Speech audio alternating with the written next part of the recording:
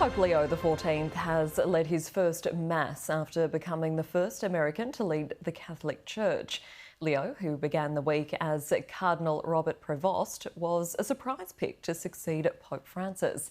Let's go live now to our correspondent Stash Butler, who's at the Vatican for us. Stash, tell us, who exactly is Pope Leo and what did we learn from his homily today? Oh, Christy, I think that question, who is Pope Leo, is the question that everyone here has been asking for the last 24 hours or so. What we know, obviously, from his biography, a 69-year-old born in Chicago who spent 2 decades as a missionary in Peru before being brought to the Vatican to lead what is the essential equivalent of a Vatican ministry, the dicastery for bishops, in 2023, the same year that he was made a cardinal by Pope Francis. Today we saw him delivering his first homily in his new role as Pope Leo XIV. A lot of echoes, I think it's fair to say, of Francis's approach to leadership. Missionary work was also very important to Francis, who saw it as his duty to lead a church that went out to meet people where they were.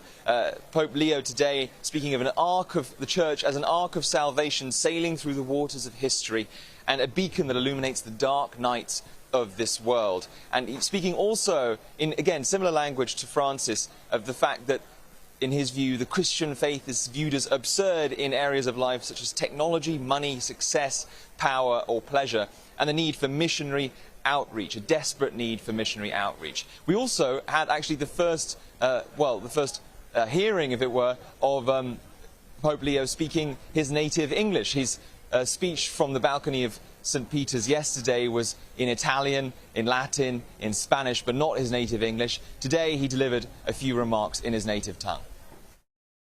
Through the ministry of Peter, you have called me to carry that cross and to be blessed with that mission.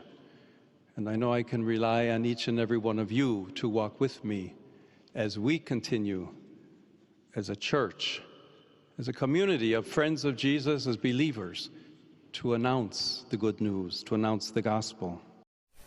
And Stash, now that the Pope has been chosen and he's essentially introduced himself to the world, where do we go from here? What's next for the Pope?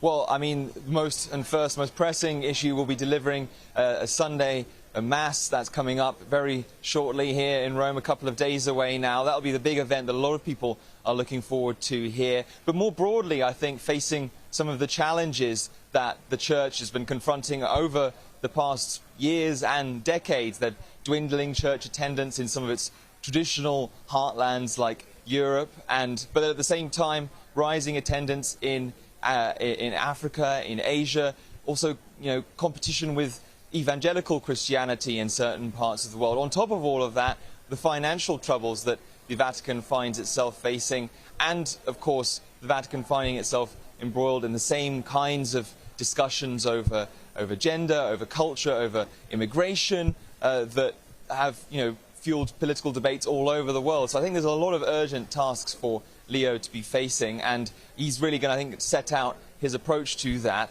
in the next few days and weeks to come.